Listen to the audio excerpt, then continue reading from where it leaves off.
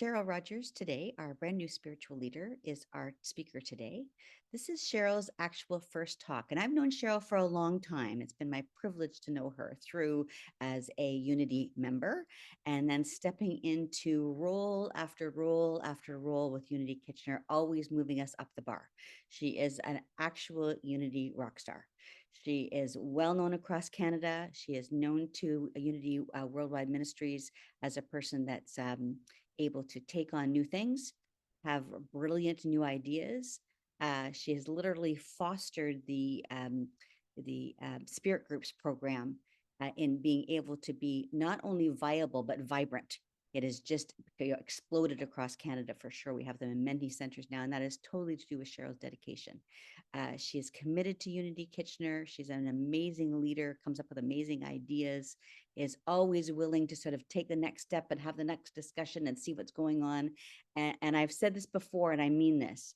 I truly believe without Cheryl, we may have had an issue during the pandemic and not been able to survive. So her willingness to keep trying new things and put it all together and gather people together has been amazing. So I'm going to turn the screen over to Cheryl. Welcome, best wishes. You'll be a rock star. I know you will. And come and tell us your message today, living well in uncertain times. Thank you, Marilyn. I feel like I've got a frog in my throat already. We're gathered here under the banner of growth, transformation, and faith in a better tomorrow. When I look at the swirl of current events, it sometimes feels like someone pressed the spin cycle on the cosmic washing machine a few too many times.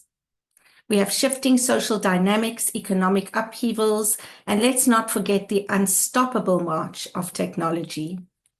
But here's the thing. Change isn't new. People have been facing times of immense transition since we first discovered fire. What's unique about our era is the speed of that change. In the spirit of unity values and principles, I believe this fast-paced evolution offers us a golden invitation to grow, adapt, and live life well, no matter what the headlines are screaming.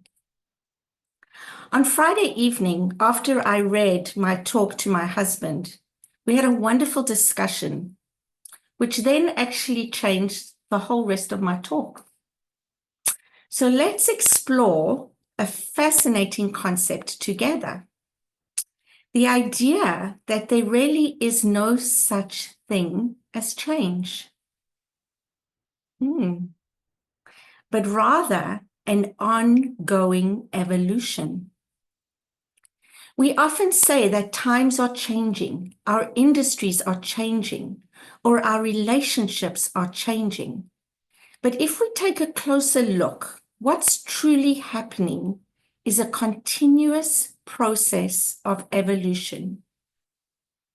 Change implies a sudden departure from what was before, as if this present state is completely disconnected from the past. But real life does not neatly change from one box to another. It grows from one state to the next, evolving. Today, I'll share why reframing change as evolution can alter our mindset and equip us better for the fast-paced world we live in. Change is an old concept. The word change often suggests a clear before and after, a binary notion of leaving one condition behind for a sparkly different one. But when we examine the world around us, nature, technology, even the way we think, we see a fluid, gradual shift rather than an abrupt jump. Think about how a tree grows. You don't see a tree change from a seedling to a towering oak overnight. Instead, it's an ongoing process. If you had a time-lapse camera, you'd witness a progression of small, incremental steps. That's evolution in action. When we say things change, it can feel abrupt, like everything has suddenly become unfamiliar. This makes some people resistant or even fearful because they see it as leaving behind one reality and entering a brand new, possibly uncomfortable one.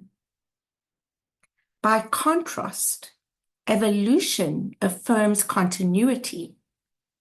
It reminds us that what we see today has roots in what existed yesterday. It's not entirely new or foreign. It's an extension, a building upon, or a refinement of what came before. Words carry power. If we think we're always in a state of drastic upheaval, we may feel overwhelmed or believe we need to fix the situation. But if we see ourselves in a constant state of evolution, we're more likely to welcome the natural progression of things. Let's explore why it's all evolution makes better sense. Everything has a trajectory. From personal growth to societal transformations, there is constant trajectory. We might call it progress, development, or simply the next step. The phone in your pocket isn't a sudden change from the telegraph. It's the product of countless improvements and adaptations over generations. Wires to radio waves, landlines to mobile devices, 2G to 5G. It's one long evolutionary path. Evolution is a principle that is evident in the natural world. Species adapt over millennia, always building on prior traits. Similarly, our social and technological worlds evolve. This process is rarely linear. It involves fits and starts and branching paths, yet it's always part of a continuum.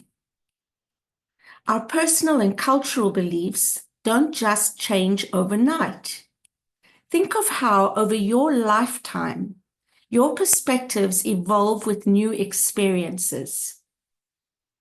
At any point, we stand upon all that we have learned up to that moment, up to this moment. History shows that new ideas once took months, sometimes years, to be shared and implemented. Marco Polo traveled for months to bring back knowledge and goods from distant lands. By the time this new information returned, it was integrated into existing practices little by little. The process was slow but continuous. Another example of evolution. Today, we can transmit information globally in an instant. That drastically accelerates the pace of evolution, but it doesn't change the fundamental truth. Knowledge and innovation grow cumulatively. When Gutenberg introduced the printing press, there wasn't an immediate revolution one morning and a static outcome by evening. Instead, the printing press slowly evolved humanity's ability to share knowledge, leading to broader literacy and eventually the rise of new industries, new forms of governance, and new cultural norms. The internet has further accelerated this process, but it's not entirely dissimilar, just faster. We're seeing continuous iterations and evolutions of communication, from dial-up to broadband to fiber optics to wireless technologies. Consider major social movements, civil rights, women's suffrage, environmental advocacy. These didn't change the world in one fell swoop. They evolved as people recognized injustice, advocated solutions, and passed new laws or influenced cultural mindsets over time. Each small victory built upon a previous foundation, every discussion, protest, or policy shift was as part of a trajectory, not a one-time thing, a one-time change. Let's look at reframing our mindset. When we think of disruption, we imagine abrupt breaks from the norm. But real progress often happens as a series of expansions and refinements. Focusing on evolution encourages us to see how the past informs the future, helping us transition more smoothly. If we adopt an evolutionary mindset, we become more agile in our thinking. We recognize that we never fully arrive at a final state. Instead, we're always iterating, updating, and upgrading. This openness allows us to be less judgmental of ourselves and others. We're all on evolving journeys, constantly learning, adapting, and building on prior knowledge. In an era of instant communication, teams and organizations can pivot much faster. But this doesn't mean everything is drastically changing every second. We are simply sharing and integrating new ideas more swiftly, another layer of evolution. Viewing this as continuous evolution rather than change can reduce anxiety and help us remain resourceful and creative. Stop asking yourself, what big changes do I need to make? Instead, ask, what is my next evolutionary step? Maybe it's learning a new skill or refining an existing talent. Understand that you're building upon your experiences, not discarding them. Businesses often say they need a change management strategy. What if we rephrase that into an evolution management strategy? This subtle shift in language can have a profound effect on morale. People realize that the organization is building upon past successes and learning from past mistakes, rather than scrapping everything and starting over. If we look at challenges like climate change or social inequality, it may feel insurmountable if we see it as an abrupt, daunting change that needs immediate fixing. But tackling these issues is also evolutionary. Thousands of conversations, policies, and innovations coalescing over time. This viewpoint can spark hope and consistent effort rather than burnout. Words shape our reality. When we talk about change, it can sometimes feel like we're dismissing the continuum that led us here. But by recognizing everything as part of an ongoing trajectory, an evolution, we can honor the past, embrace the present, and design a more thoughtful future. In summary, acknowledge the continuum. We didn't arrive here in a vacuum. Today is built upon all yesterdays. Adopt an evolutionary mindset. Recognize that every moment is informed by what came before, and each step forward refines and expands on that foundation. Stay agile and open. In a world where communication is near instant, you can either resist the flow of new information or harness it to evolve. Now let's take what we've discussed today and see how we can integrate this idea into our personal lives, our work, and our community.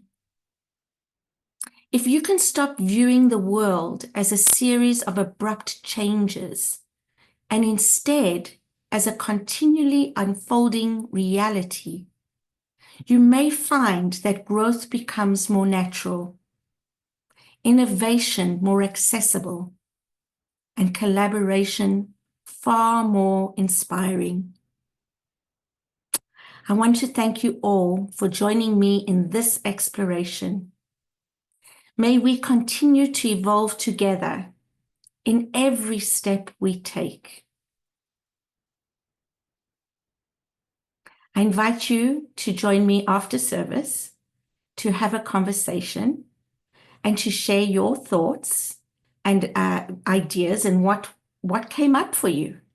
I'm not saying this is right for everyone, but this was a conversation that we had that really inspired me to think about it, to think about how we view change. And I think for me, viewing it as evolution makes more sense than seeing something that is abrupt and disruptive. So thank you, everyone. Let's prepare to go into meditation. If you haven't already and you feel comfortable closing your eyes, do so now. Taking a deep breath and gently exhale.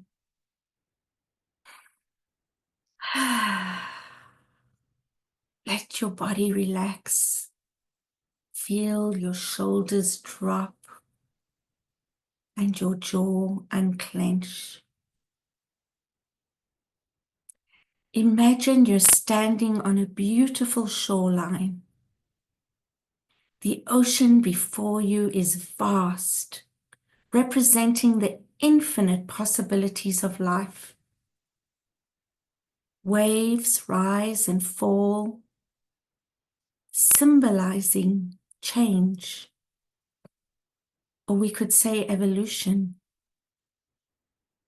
It's constant and yet rhythmic, soothing and natural. As you watch the waves, feel a sense of calm flowing through you. Notice that each wave that comes and goes leaves the shore rearranged, sometimes bringing new shells or washing away debris. Every wave, every change can bring hidden gifts. Now place your hand over your heart and silently affirm, I am safe. I am guided. I am loved. I am safe. I am guided. I am loved. Let's sit in that for a few moments. I am safe. I am guided. I am loved.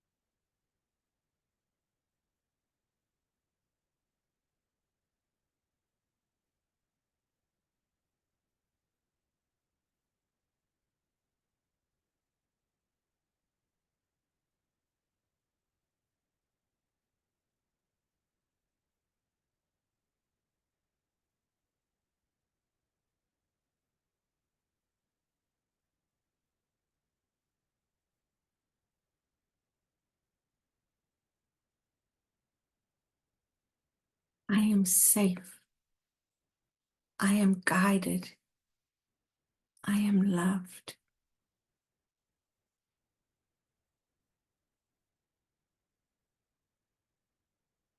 Breathe that in.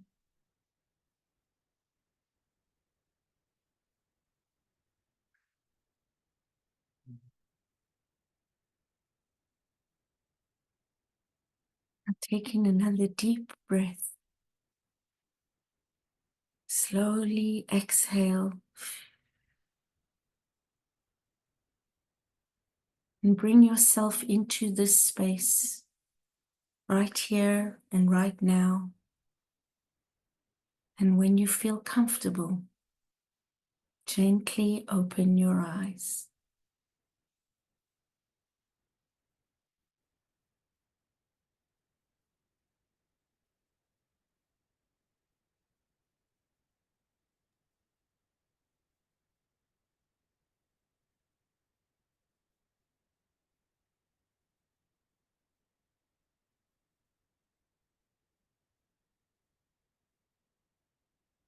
Thank you.